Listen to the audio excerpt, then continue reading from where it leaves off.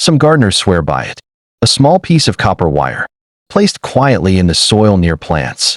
And they say it helps the garden thrive. Healthier leaves, fewer diseases, stronger growth. But what really happens? Is this a forgotten piece of science? Or just old folklore passed down from grandparents who trusted the land more than labels? Today, we're uncovering the truth about copper in the garden, so you can decide for yourself whether it's worth trying. Many of these garden traditions didn't come from books or YouTube. They came from observation, from watching what worked season after season. Copper has been used for centuries, not just in gardens, but in water vessels, tools, and even medicine. Long before modern fungicides existed, farmers noticed something interesting. Copper seemed to slow down mold, mildew, and certain plant diseases. And science actually agrees, to a point. Copper is a natural micronutrient. Plants need it in very small amounts to support enzyme activity, photosynthesis, and strong cell walls. When soil is deficient, plants may grow weak, pale, or more vulnerable to disease. Copper also has antimicrobial properties. That's why copper-based sprays are still used today to control fungal infections like blight, leaf spot, and mildew. So does burying copper wire magically feed your plants? Not exactly. Solid copper wire breaks down extremely slowly. It doesn't easily dissolve into the soil, which means it releases very little usable copper for plant nutrition. The effect is subtle, sometimes almost unnoticeable. However, when copper wire is placed near plant roots in moist soil, tiny trace ions can be released over time. In some cases, this may slightly discourage fungal growth around the root zone. That's likely where the legend began. But here's the important part many people don't mention. Too much copper is harmful. Excess copper can damage roots, block nutrient uptake, and harm beneficial soil microbes. That's why experienced gardeners always say, a little helps, too much hurts. If you're curious to try it, do it gently. Use a very small piece of untreated copper wire. Place it near the soil surface, not wrapped tightly around stems. Never use multiple pieces in one plant bed. And never rely on copper alone to fix a struggling garden. Healthy soil still needs organic matter, proper watering, and patience. The real lesson here isn't about copper wire. It's about balance and respect for the soil. Our parents and grandparents didn't have all the answers, but they had wisdom born from attention. They watched, they learned, they adjusted, and that's the kind of gardening that still works today. So is copper wire a miracle cure? No. Is it complete nonsense? Also no. It's a small tool, rooted in observation. Best used with care, and never as a shortcut. Because in the end, gardens don't thrive on tricks. They thrive on consistency, kindness to the soil, and time. And sometimes, a little old wisdom doesn't hurt. Meet Mr. Bartholomew Fig. He's 82, walks with a cane, and moves slowly. But his backyard tells a different story. While other gardens on the street struggle, his stays quietly alive. Deep green leaves, steady growth, tomatoes that ripen without drama. Nothing flashy, nothing forced. Mr. Fig doesn't use expensive fertilizers or fancy tools. No brightly labeled bottles. No complex schedules taped to the shed wall. Just patience, observation, and, tucked into a small tin by the porch, a few pieces of copper wire. The neighbors noticed years ago. They'd lean over the fence and ask, "What's your secret?" He'd smile and say, "I don't rush the soil. I listen to it." Some laughed when they saw him gently pressing a short piece of copper wire into the soil near certain plants, not wrapped around stems, not buried deep, just resting where moisture could reach it. They thought it was strange, old-fashioned, maybe even superstition. But Mr. Fig swore it kept some plants healthier and some pests away. So is Mr. Fig onto something, or just holding on to gardening lore? Here's what science actually tells us. Copper is a micronutrient plants need in very small amounts. It supports enzymes, strengthens cell walls, and helps plants defend themselves against certain diseases. That part is fact. Copper also has natural antimicrobial properties. That's why it's been used for centuries to reduce fungal growth in farming, water storage, and even medicine. But here's the honest truth Mr. Fig would tell you himself. Copper wire isn't magic. Solid copper breaks down slowly. It releases only trace amounts into moist soil over time. That means it won't replace good soil, compost, or proper watering. What it can do, when used gently, is slightly discourage fungal activity near the soil surface, and remind the gardener to pay attention. And that may be the real secret. Mr. Fig never overuses it. One small piece, one spot, only in beds that have had fungal trouble before. He knows too much copper can harm roots, block nutrients, and upset the soil's natural balance. That's why restraint matters. If you want to try this old-school method, do it the way Mr. Fig does. Use a short, untreated copper wire. Place it near the soil surface, not tight around stems. Never use more than one piece per plant bed. Think of it as a support, not a solution. Healthy gardens still rely on compost, mulch, airflow, and time. What makes Mr. Fig's garden special isn't the wire. It's the way he gardens. Slowly, kindly, observantly. He doesn't fight nature. He works with it. And maybe that's why, at 82, his garden still surprises everyone. Because some wisdom doesn't come in a bottle. It comes from paying attention, season after season. Copper as a micronutrient. Here's the first fact, and it's an important one. Copper is not a myth. It's a real micronutrient that plants genuinely need to survive. In tiny amounts, copper helps plants carry out enzyme activity, supports photosynthesis, and strengthens plant tissues so they can grow steadily and resist stress. Without enough copper, plants can struggle quietly. Leaves may turn pale or yellow, growth can slow, and plants can become more vulnerable to disease. That's the science behind why copper shows up in so many old farming practices. But here's the part that often gets misunderstood. Plants need very little copper. Think of it like salt in cooking. A pinch brings balance. Too much ruins the meal.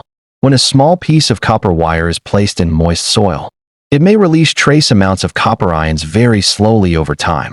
These traces can sometimes support plant health in soils that are slightly deficient and may discourage certain fungal issues near the soil surface. But let's be clear, this is not a miracle trick. A copper wire will not replace compost. It will not fix poor watering habits, and it will not magically triple your harvest. What it can do, when used gently, is play a small supporting role in a healthy garden system. This is where wisdom matters. Too much copper is harmful. Excess copper can damage delicate roots, interfere with nutrient uptake, and disrupt beneficial soil organisms that plants depend on. That's why experienced gardeners never scatter copper everywhere or use it repeatedly in the same spot. If you're curious to try it, simplicity is key. Use one small, untreated piece of copper wire. Place it near the soil surface, not wrapped around stems. Use it in only one area at a time, and give the soil months, not days, to respond. Copper is a helper, not a hero, and often, the real benefit comes from what it encourages us to do. Slow down, observe, and treat the soil with care rather than force. Our parents and grandparents didn't always know the chemistry behind what they did, but they paid attention. They watched what worked, what didn't, and adjusted season by season. That kind of patience still grows the best gardens today. Did your parents or grandparents ever use copper in the garden? Share what you remember, even if you didn't know why they did it. Copper as a pest deterrent. Old gardeners noticed something else, something small, but fascinating. Slugs and snails don't like copper. Long before pest pellets and chemical sprays, gardeners paid attention to patterns. They noticed that when slugs touched copper, they pulled back. Not slowly, not casually, immediately. And there's a reason for that. When a slug or snail makes contact with copper, a tiny electrochemical reaction occurs. Their slime reacts with the metal and creates a mild electrical sensation. It doesn't injure them. It doesn't poison the soil, but it's uncomfortable enough that they avoid crossing it. That's why, even today, you'll still see copper tape wrapped around plant pots, raised beds edged with copper strips, or simple copper rings placed at the base of vulnerable plants. It's not folklore. It's physics and chemistry working quietly together. But here's the honest part gardeners don't always say out loud. Copper doesn't stop all pests. It won't chase away caterpillars. It won't prevent aphids from arriving on the wind. And it won't protect a garden that's already overwhelmed. What it does best is reduce damage, especially in small gardens, containers, and raised beds where slugs and snails do the most harm overnight. Copper works as a boundary, not a weapon. And like all boundaries, it only works when it's used correctly. Copper tape needs to be clean and unbroken. Dirt, oxidation, or gaps reduce its effectiveness. Rings should sit firmly on the soil surface, not buried and not loose. And copper should be used selectively, only where slug pressure is a real problem. Too much copper scattered around the garden can do more harm than good, especially over time. That's why experienced gardeners treat copper like a fence, not a solution. They combine it with simple habits, removing hiding spots, watering in the morning instead of at night, improving airflow, and watching the garden at dusk when pests are most active. And maybe that's why this method has lasted so long.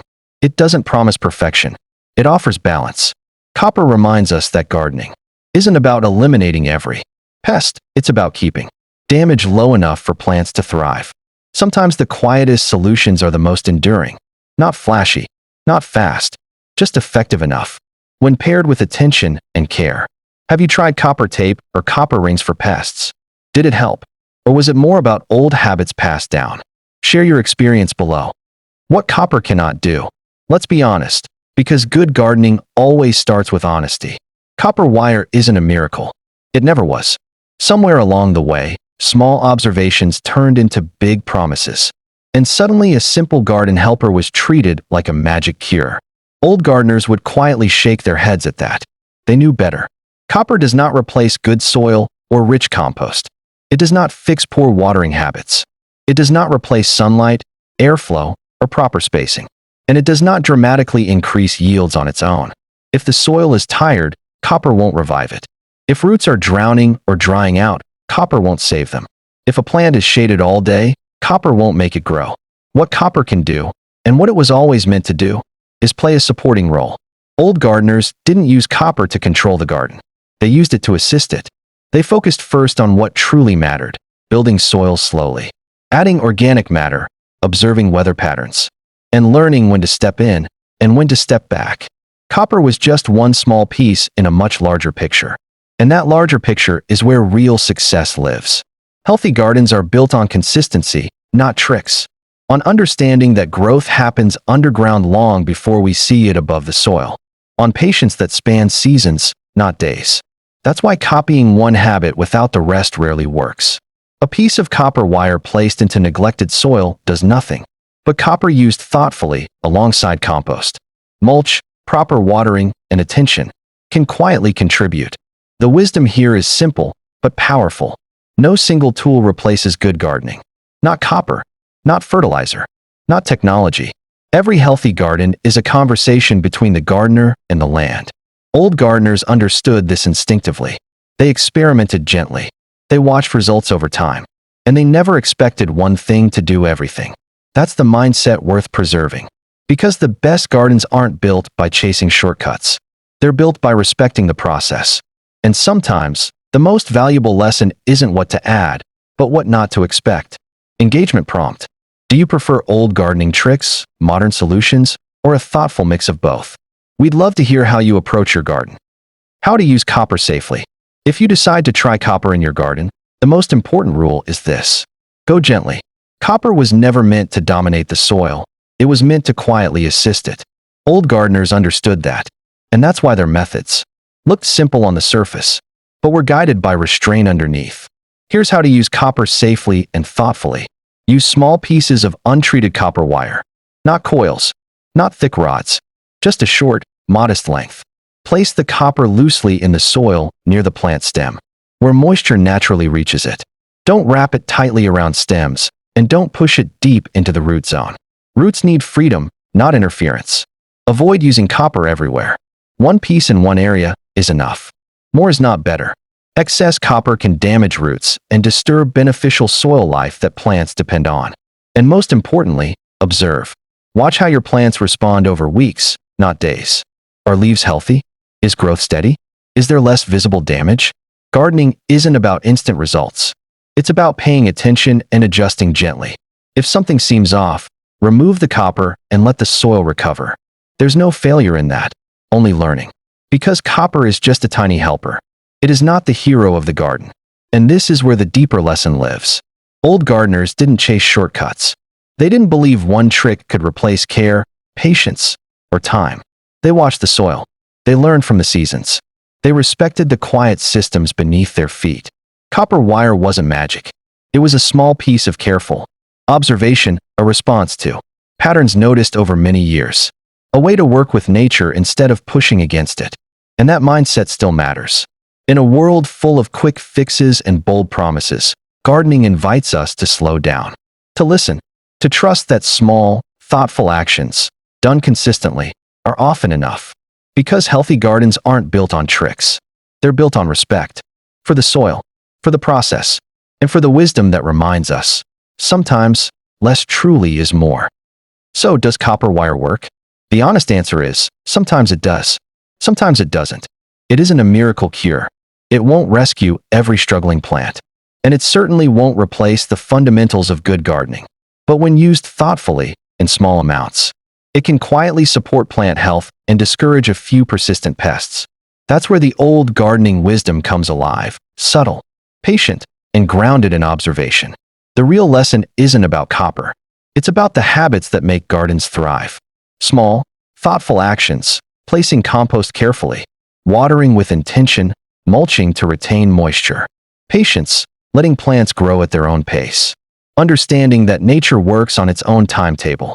Observation, watching leaves, stems, and soil, noticing subtle changes, and adjusting your care gently.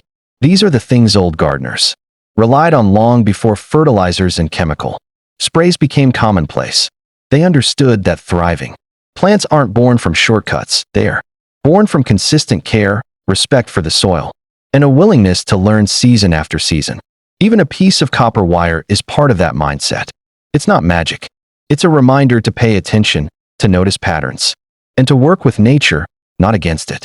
If today you learn something new, or perhaps remembered a trick your parents or grandparents once swore by, then you've connected with the same kind of timeless gardening wisdom that has nourished gardens for generations. And that's exactly why this channel exists, to share knowledge, honor tradition, and help every gardener grow confidently, regardless of age. So here's what you can do next. Like if you appreciated this peek into gardening traditions and science. Share it with a friend, neighbor, or family member who loves their garden, or is just learning to care for one. Subscribe to the Evergreen Seniors, because this is where wisdom meets practical action, where age and experience come together to help gardens flourish. Gardening is more than planting seeds. It's more than chasing shortcuts or searching for instant results. It's about caring enough to watch, to learn, and to let nature guide you. Every leaf, every root, every blossom carries a story, one that unfolds best when we take the time to notice. Copper wire may play a small role, but the true secret to thriving plants lies in your hands, your attention, and your patience. So step into your garden. Watch, learn, experiment, and remember, small, consistent habits, combined with respect for nature, will always produce the most lasting results. Because the greatest gardening wisdom isn't in shortcuts, it's in care, observation, and the quiet joy of helping life grow.